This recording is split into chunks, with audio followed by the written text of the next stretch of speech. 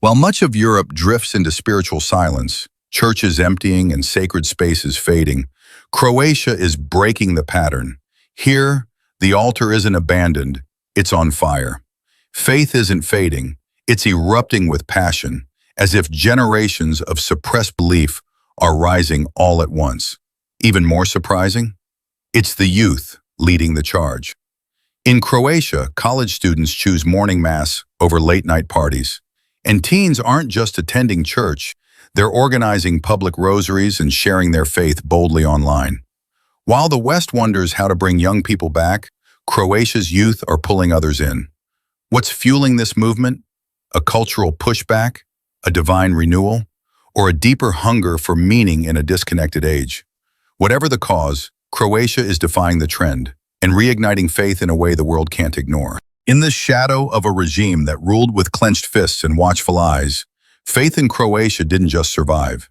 It hid, it whispered, it endured.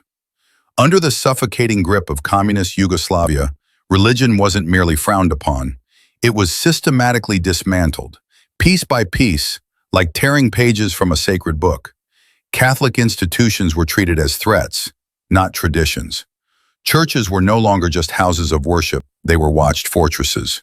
Priests became targets, their every homily monitored, their footsteps shadowed by secret police. Many paid a steep price for their devotion: public shaming, imprisonment, even exile. The state didn't need to burn Bibles to weaken belief. It confiscated church property, stripped crosses from classrooms, and silenced the bells that once called towns to prayer. Religious education was forced underground, tucked into basements, and whispered through generations like forbidden lullabies. Parents baptized their children behind closed doors. Grandmothers taught prayers in code. Faith became a quiet rebellion, a form of resistance not carried out with protest signs, but with folded hands and silent hymns. Those who dared to believe were constantly pushed to make impossible choices, between career and conviction, security and soul. Even public worship, when allowed, carried an invisible cost. To walk through a church's front door was to step into a spotlight of suspicion, with every kneel and genuflection potentially noted by authorities. Fear soaked the pews, yet still people came. And in that darkness, something remarkable happened. Croatian Catholics didn't abandon their beliefs, they adapted. Faith became less visible but more vital. It went inward, growing dense like roots in winter soil. The church, no longer able to speak from pulpits, began speaking through the steadfast lives of the faithful. In silence, the flame of belief was passed hand to hand, heart to heart. In the long hush of oppression, the Croatian people learned how to pray in a way that didn't draw attention but carried the full weight of centuries. Their voices were low, their rituals quiet, their faith passed like family heirlooms, whispered from mother to child, grandfather to grandson. In kitchens and candlelit bedrooms, belief took refuge behind closed doors. The church, stripped of its public voice, found new strength in private hearts. It became less of a building and more of a bond, hidden but holy. In this cloaked intimacy, Catholicism didn't weaken. It grew roots deeper than any regime could reach. It became a quiet fortress of identity, binding people not just to heaven, but to one another. Then, almost without warning, came the shattering chaos of war. The disintegration of Yugoslavia brought more than just geopolitical upheaval.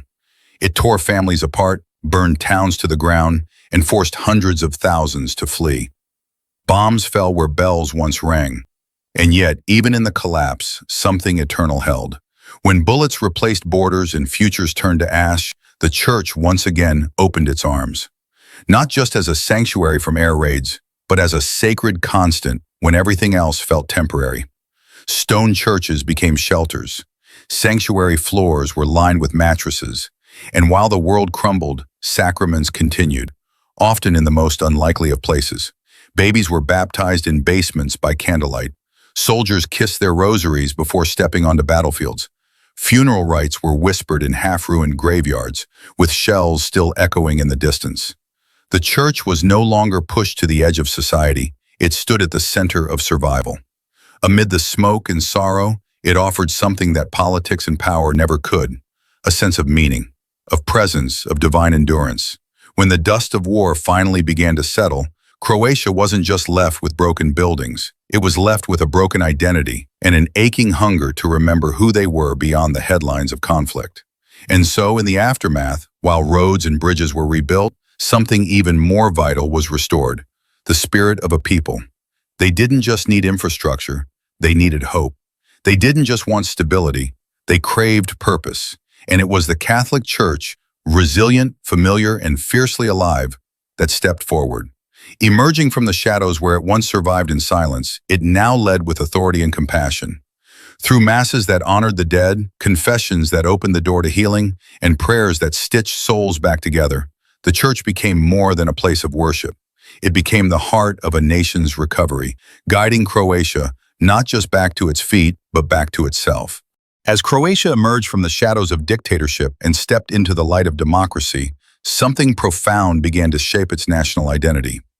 Not just in politics or policy, but in spirit. Catholic values didn't just quietly influence the nation's rebirth, they became a moral compass in a time of confusion, bringing clarity to the crossroads where law, liberty, and conscience met. The church wasn't merely offering comfort, it was offering conviction, anchoring the country's ethical foundations as it learned how to breathe as a free people again. While much of Europe has slipped into a kind of spiritual sleep, where sacred spaces are hollow, youth disillusioned, and religion dismissed as outdated folklore, Croatia is writing a defiant new chapter. The story unfolding here is not one of decline, but of awakening. It's not marked by nostalgia, but by fierce intentionality, especially among the young. In cities like Zagreb, Split, and Rijeka, a quiet phenomenon is shaking assumptions.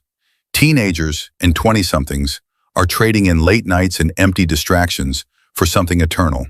At dawn, while others snooze beneath screens, Croatian college students lace up their shoes and head to daily mass. Not because they have to, but because they want to. They hunger for sacred rhythms, for ancient truths in a modern age starved for meaning. And they don't hide it, they wear it boldly. In plazas once filled with protests or parades, young believers now kneel with rosaries in hand, reciting prayers aloud as city life swirls around them. Lent becomes not just a season, but a shared discipline. Entire groups fasting together, holding each other accountable, and drawing strength from spiritual unity. During Eucharistic processions, streets transform into sanctuaries, sidewalks become aisles. Crowds follow the host through the city like pilgrims through a desert, their devotion turning pavement into holy ground. This isn't private piety, it's public proclamation. Their faith isn't whispered, it's sung, posted, live-streamed, and proudly worn. They don't shrink from their beliefs, they shine through them. These young Croatians aren't just returning to the church, they're building it. One podcast, one post, one prayer at a time. With smartphones in hand and scripture in their hearts, they've claimed the digital world as their mission field. Instagram feeds become virtual chapels. Podcasts unpack the catechism with humor and depth. Faith-based festivals draw thousands, fusing liturgy with art, music, and movement. These aren't just events, they're encounters with God, with purpose, and with each other. They organize pro-life marches and stand for truth in a world addicted to compromise. They form Bible-rooted communities, gathering weekly not out of duty but delight.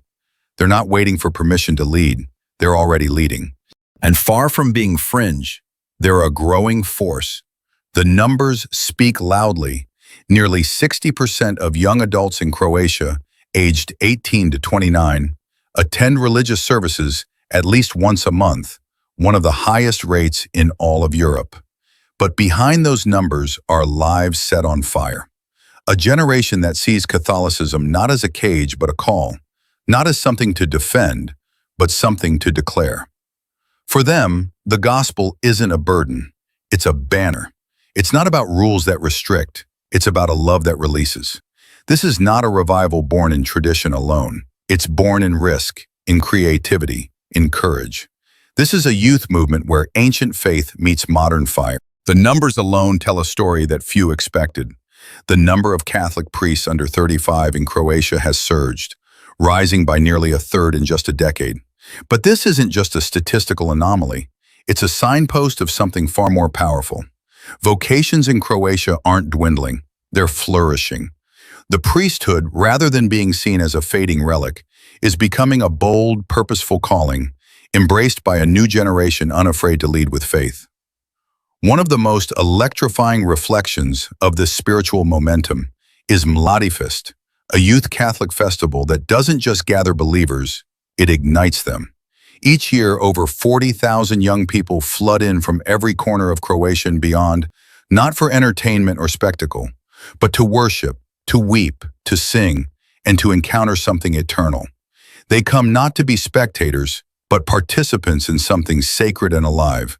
Formerly quiet chapels are now echoing with praise. Shrines once hushed now pulse with the voices of young pilgrims singing through the night. Candlelight vigils stretch into the early hours. Confession lines wrap around churches as hearts unburden themselves. And during Eucharistic adoration, entire crowds drop to their knees, not out of tradition, but awe. The electricity in the air is tangible. It's not hype, it's holiness. The church isn't surviving here. It's roaring back to life. This is no passing trend. This is a spiritual uprising, a movement led not by aging clergy or nostalgic parents, but by the very ones whom society often labels disconnected. In an age defined by doubt and disillusionment, Croatian youth are raising their hands, not to walk away from the church, but to lead it forward. While much of the world is asking, "What's left of the faith?" they're shouting back, "We are." At the heart of this rising tide lies something deeper than theology or church attendance. It's a love fierce and tender for the Virgin Mary. For Croatians, devotion to Mary is not a passive ritual. It is woven into the pulse of their everyday lives. She is not merely the mother of God, she is the mother of their land, the comfort in their suffering, the keeper of their homes, and the fire in their endurance. Her face graces living room walls and humble kitchen corners. Her name is the first on trembling lips in moments of crisis. Her presence is invoked with a faith that feels less like a formal prayer and more like a cry from a child to their mother. This isn't abstract Marian theology, it's lived experience. You feel it in the land itself, in ancient stone chapels where time stands still, in trails lit with candles and lined with weeping pilgrims, in the sacred silence of Maria Bistrica, Croatia's national Marian shrine, where the Black Madonna receives not tourists but pilgrims who come barefoot, broken, or burdened, just to kneel.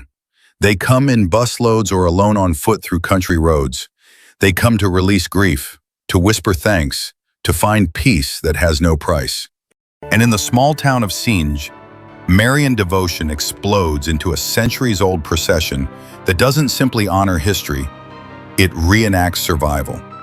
During the Ottoman siege, the people of Sinj believed Mary shielded them. Today, her image still moves through the streets, carried high with the same solemn reverence and generational gratitude that has weathered war, exile, and modern drift. Farther into the hills of Podbrdo, sacred ground emerges with every step. Pilgrims walk from cross to cross, not begging for ease, but pleading for transformation, for healing from past wounds and the courage to walk into the unknown. Every ascent becomes a prayer, every stone path a mirror to the soul. And then there is Medjugorje. Though it lies just across the border in Bosnia and Herzegovina, it pulses with Croatian soul. Here, heaven and earth feel dangerously close. Tens of thousands make the trek each year, many walking for days, elderly with worn sandals, mothers with children in tow, youth singing Marian hymns as they pass through golden fields. They don't just believe Mary appeared here, they believe she still is, still calling, still healing, still mothering. But the real miracle isn't just that they walk, it's how they arrive. People who began their pilgrimage in silence often end it singing. Those who started bitter or broken arrive with eyes full of light. Reconciliations happen mid-March. Long-prayed prayers are answered without warning. Some prodigals say they felt a pull, a tug in their chest, like a voice calling them back to where they belong. These are not just walks, they are awakenings, soul-deep rebirths. And at the center of every story, Mary, not as a distant queen in stained glass, but as the ever-present mother, near enough to comfort, strong enough to lead.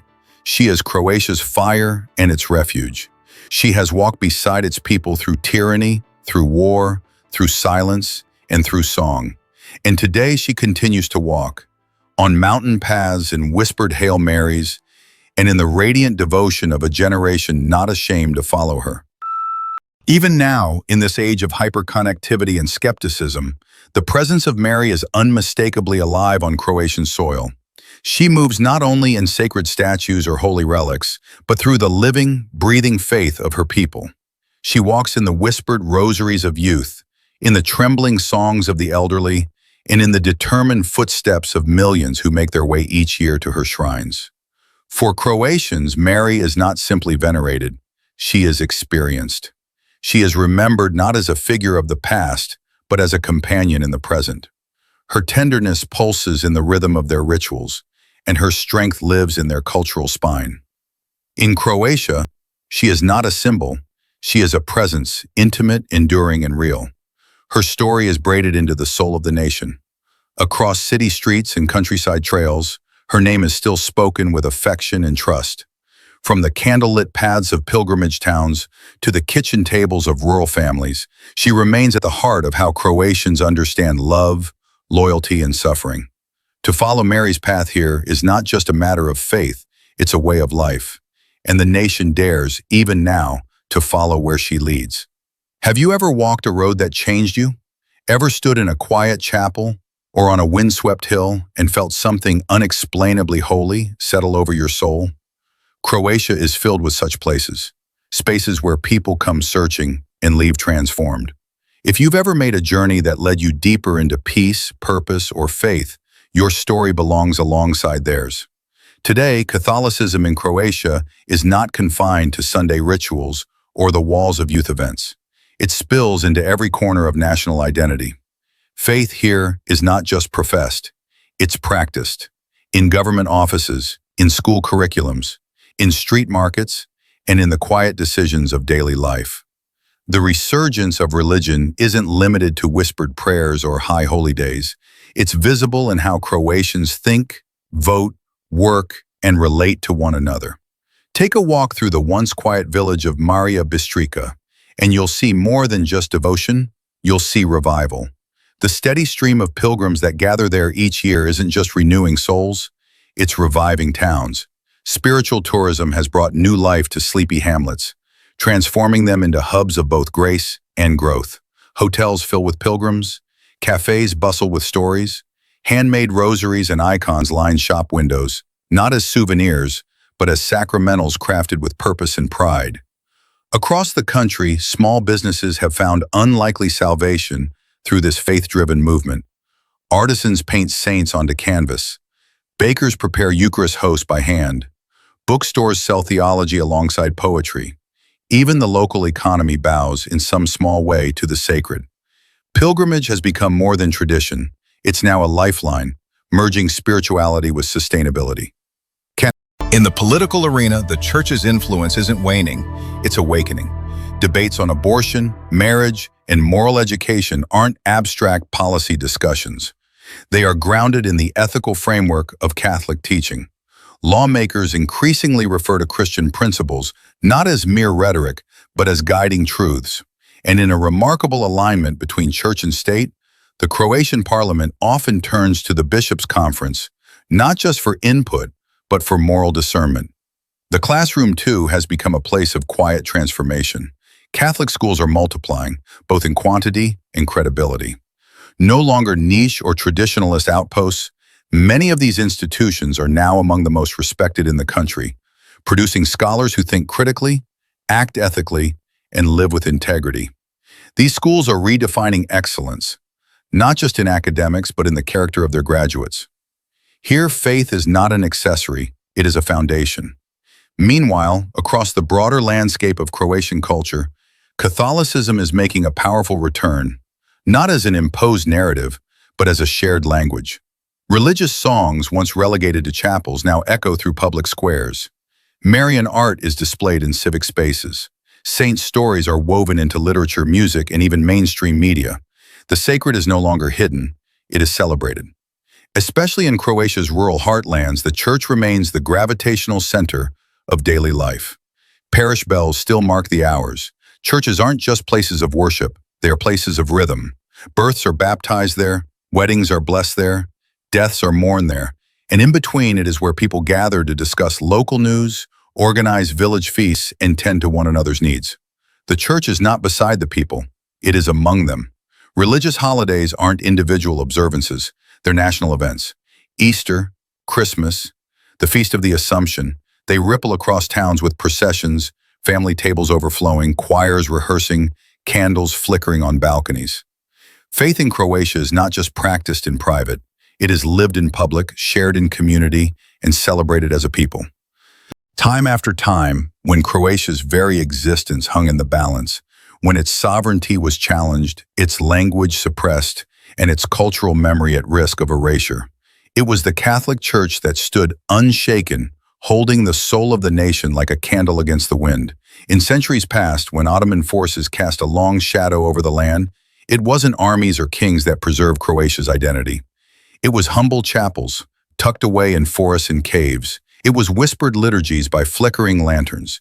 It was the faith that dared to survive in silence, when open expression meant persecution. Under the rule of the Habsburg Empire, as cultures merged and identities blurred, the Church acted not merely as a theological institution, but as a sanctuary of language and spirit. Croatian hymns were kept alive in choirs. Local dialects were preserved in parish bulletins and sermons. National dignity was safeguarded in the slow, steady rhythm of Mass spoken in their native tongue. The Church didn't just preach salvation, it preserved a people. During the bleak decades of communist repression, when faith was surgically removed from public life and religion was branded a threat to the state, the Church refused to retreat into irrelevance. Though stripped of its formal power, it became the heartbeat underground, a sacred current flowing beneath political cement. Families baptized their children behind drawn curtains. Priests whispered confessions in back rooms. Communities gathered at night, with one eye on the cross and the other watching for police. In those suffocating years, belief itself was resistance. And when the brutality of war shattered Croatia in the 1990s, when cities were reduced to rubble, homes burned to ash, and lives torn apart by ethnic violence, it was once again the Church that remained. When governments faltered and infrastructure failed, churches became more than buildings. They became sanctuaries of shelter, of mourning, of prayer.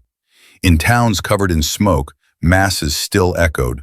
Funerals still blessed the broken. The sacraments became survival. The altar became the anchor. Today, Croatia stands not in mourning, but in defiance of the modern tide. Across Europe, secularism moves like a wave, rushing in with distraction, consumerism, and disorientation. Faith is often dismissed as outdated, inconvenient, or irrelevant. Yet in Croatia, there is a different sound rising, the sound of bells ringing, choirs singing, and feet marching not away from belief, but deeper into it. Young Croatians are not returning to the church because of fear, nostalgia, or cultural habit. They are returning because of conviction. In a world addicted to immediacy and novelty, they are choosing ancient truth. In a culture that preaches self above all, they are choosing sacrifice. In an age of limitless choice and paralyzing confusion, they are finding clarity in Christ. This movement is not about recreating a golden past, it is about forging a faithful future. It's not the memory of Catholicism that draws them, it's the reality of it. In homes across the country, parents are teaching their children not just stories, but seasons, raising them according to the liturgical calendar, grounding them in the ebb and flow of sacred time. The rhythm of feast and fast, of prayer and purpose, is becoming their inheritance. Young adults, who could have chosen the ease of secular drift, are instead dusting off ancient prayers and reviving sacred music. They are reaching for tradition, not because they are trapped in it, but because it sets them free. What they find in the church is not a stale institution, but a living, breathing family, a home that no algorithm can replace. In Croatia, faith is not something you preserve behind museum glass. It is not an heirloom to admire from a distance. It walks, it sings, it weeps and laughs. It blesses weddings, buries the dead, feeds the hungry, and shows up when no one else will. It lives and breathes in the public square, in the school hall, in the family meal. While churches in other parts of Europe are being shuttered, sold, or converted into cafes and condos, Croatia's churches are opening their doors wider. While vocations to religious life decline elsewhere, young men and women in Croatia are stepping forward, not with hesitation, but with joy. And while faith is being privatized and pushed to the margins across the continent, in Croatia, it remains unapologetically at the center. This is not an exception born of luck. It's a testimony born of endurance. A country that has known the weight of loss, exile, and silence is now finding its voice, not through politics, but through prayer, not through revolution, but through reverence. Imagine a country where incense still drifts down cobbled streets, where sacred processions wind through city centers, and towns pause as church bells ring out, not as echoes of a fading past, but as declarations of a living present.